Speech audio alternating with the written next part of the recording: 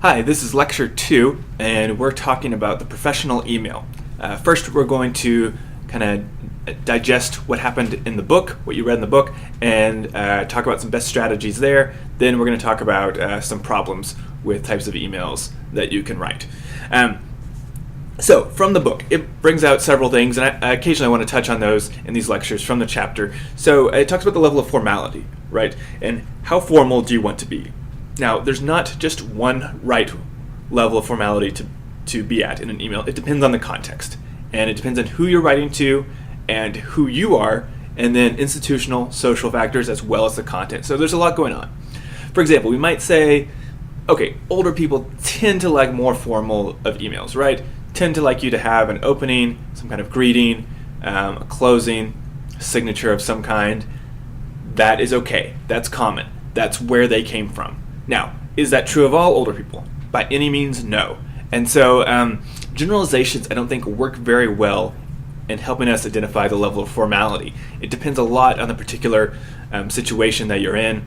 I am okay myself with fairly informal emails, but I don't want someone to have a lot of spelling errors that confuse me or that distract me from the meaning in their emails. So it depends a lot on who you're writing to. Speaking of formality, I also want to point out things in Markel that are problems. And if you don't have your book, you might go pause the video and go get it. It's on 242 in Markel. He's got this chart. And if you're looking at it, on the right you can see the type of correspondence that each situation applies to. And half of them, the type of correspondence is letters. And then for 3 out of 4 of them, the situation is, or the type of correspondence is email. So it's basically either going to be a letter or an email, and then there's one case of memos and one case of microblogs. Anyway, I didn't find the chart very helpful. I find it confusing. There are just too many repeated options. There's not enough one-to-one correspondence there. So as an example of technical writing, Markel's chart here is not great. By the way, usually I'm all for Markel. I think he even has some punchy moments. I hope maybe you've seen some of those already. I think he's a good writer. Pretty clean, pretty effective. But I did want to point out places where I think he goes off track. Okay, a couple other things that he addresses in the chapter. One is the discussion of the blind carbon copy, right? The BCC and the CC. So there's a whole social debate about, do you blind carbon copy people? Is that deceptive? Because it seems to be, right? So I'm sending an email to you, but I'm blind carbon copying it to who? Your mom, to your friend, to another professor, to someone who is not going to like what I'm saying about you. There's a lot of potential problems with blind carbon copy. Now, there are a lot of good reasons to blind carbon copy, right? So if I'm worried about whether others are going to take what I'm saying in the wrong light, I might blind carbon copy my boss, right? And say, okay, look, here's how I'm saying it. I'm saying it correctly. Don't let people misinterpret it. Or sometimes you just need someone else to have that information, and it doesn't really matter to the person who you're sending it to that someone else is looking at it, right? So, we're going to archive, our correspondence here for the future at our school, and so I'm just going to blind carbon copy these emails that I send to my administrator who's archiving them. No harm done, right? No one's going to see it who shouldn't see it. Now, the carbon copy is very useful, and I think if you don't use it very much, you should try to play around with it and get used to it. So usually it indicates some kind of secondary audience, someone who is relevant. But the carbon copy can be used in some detrimental but also useful ways. So a lot of employees carbon copy their bosses on things that annoys other employees, right? So, I'm corresponding with you about this project, but I want the boss to know that I'm right, so I'm going to carbon copy her, and just to kind of rub it in your face that I'm correct. This happens, and you can make people very upset by carbon copying or blind carbon copying if they find out. So just be aware that this is not a innocuous tool, but has potentially severe consequences. Now, let me give you a case of when I used carbon copy recently, actually just this week, to help out my case. So I was ordering books for my 2018 fall classes, and so I had submitted them to the bookstore. Well, lo and behold, about a month after I submitted them, I needed to change the book. So I emailed the bookstore, since I couldn't get into the interface, and said, hey, can you change this book? I waited 30 days and hadn't heard back from them, and saw that my book had not been changed. So, by the way, that's much too long for me to have waited. I could have reasonably waited no more than a week. A week would have been long. And so I emailed again and said, hey, I sent you an email on this date. I wanted my book change. Did you get it? And at that point, I carbon copied the chair of my department, who is one of my bosses. And the reason for that was I wanted to show the bookstore that, hey, somebody else is going to get annoyed if you don't respond to my request. And now some might say, oh, you should have sent a follow-up email before you carbon copied your boss. There's certainly room to think that. But be aware that the carbon copy can be used as an effective tool for getting your message across and kind of bringing other people who might be relevant to the topic into bear. All right, so other things from the chapter include the need to stick to business, to use the appropriate level of formality, which we just discussed, to revise the email for correctness. Don't want to have spelling mistakes. No one's ever going to be impressed if you have a spelling mistake.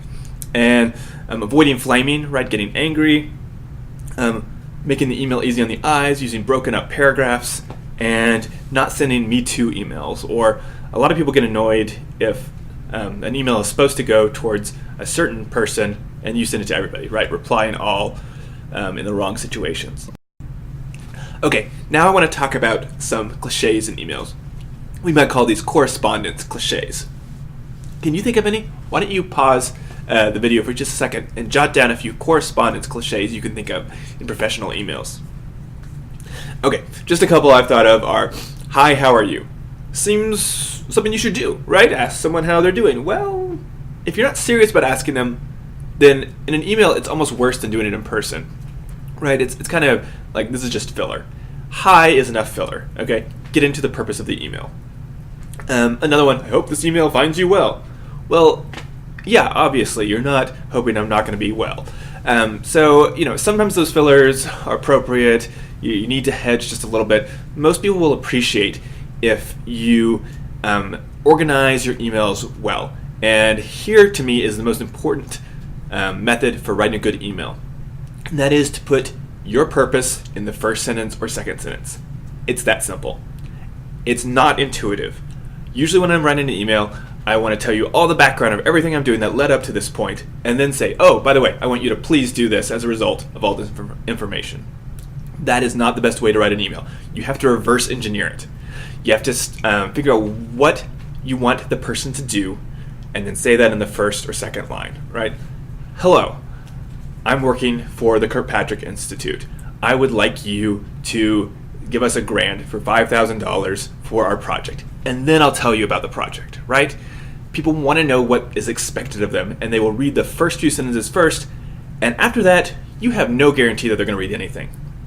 You can put your topic sentences, first sentence of each paragraph, about the most important points, and otherwise, you really can't be certain most people are going to read the details in your paper otherwise.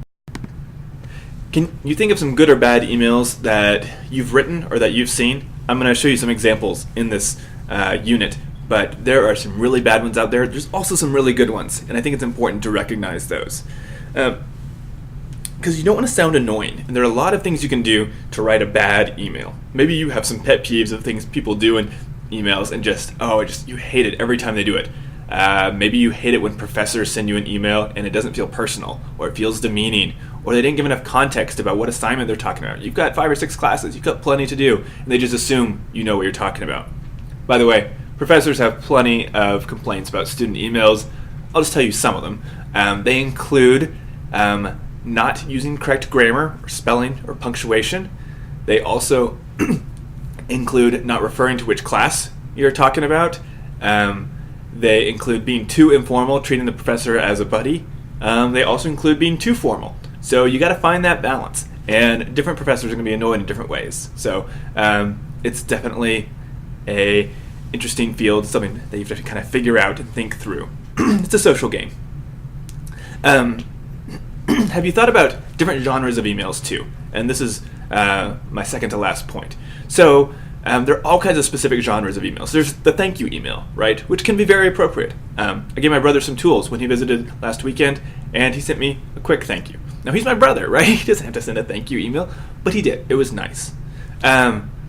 sometimes someone doesn't really do hardly anything for you, and so to send a thank you feels like, okay, this is just bureaucracy. Let's just not worry about it. I think it's usually safe to send a thank you email, but sometimes you don't want to annoy the person. Speaking of which, when I was working on my PhD, my lead professor, who's called my chair, would communicate with me via email quite a bit, and I was glad that she would respond quickly. But she wrote in all lowercase, no spaces between anything. I mean, it was just this kind of quick, concise jumble of information. But I was fine with that, right? I just wanted to hear back from her. But to some people, that could be very off-putting. So you got to be aware that different people have different styles. Some are going to do it no matter what because they feel like they don't have the time to respond otherwise. Some are going to perceive that as a slight. So a lot of it is knowing your audience. Also, the administrators at OC, when I started emailing the registrar and other people, I found that they like to write really short, quick emails. No opening, no closing, just get straight to the point. The other thing about the genres of emails is, do you include a signature? And what does your signature contain? A lot of people don't include a signature, and I find that very confusing. I want to know your credentials, especially if I'm not familiar with you. Now, how much do you put in there? What contact info do you put in there?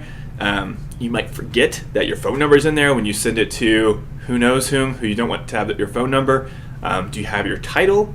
Which titles do you use as a student? Head of certain organizations, job titles. Do you put some kind of quote, a quote from a famous philosopher or thinker or from the Bible? Do you use color? There's all kinds of questions you can have. For me, I don't care for the quotes. I don't need to see them on every email. I don't care for the color. I like it simple, 3 lines maybe. But it depends on your office, what you're in charge of. And so you'll see mine. Maybe you don't like mine. I have the little vertical bar between my different titles, which I think helps separate them. Looks not edgy, but a little bit, at least like I'm in touch with the current way people write. So we all make decisions. You may find some annoying in other people. Hopefully yours will not be found annoying. And so think through that, but do include a signature. The last thing about the email is the writing process. And the writing process is very important for all the assignments, so I want to really emphasize it here. You can't just write these papers flat out and expect them to be done on the first draft. You have to think through the problem. You have to jot down solutions. You have to organize what you're going to write, and then you have to compose it. Then you have to revise it. So that's the writing process, right? We come up with ideas, we put them down in some kind of rough format, we turn that into the actual writing, and then we come back to it and work on it and labor on the words, the language, the spacing between paragraphs, the color, everything. We work on every element of it in the revision process. We share it with others oftentimes, see what they think, get responses, and then we submit. And this is true of all writing that you do. Now, maybe the process is condensed, right, in a tweet. Maybe you don't, think a lot of time about it. Or maybe you should. Maybe you do. Maybe there are a lot of people reading that, and it's worth spending a few minutes on. So, I do this in my own work all the time. I'm always looking for people to read my writing and make sure that I'm on track. Sometimes I misfire. That's okay. Writing emails is a complex process, and there are a lot of missteps that you can make, and usually you won't know if you've made those missteps, so try to avoid them on the front end. All right, that concludes this lecture. I'm looking forward to what kind of problems you find in Oklahoma and how you think to address those.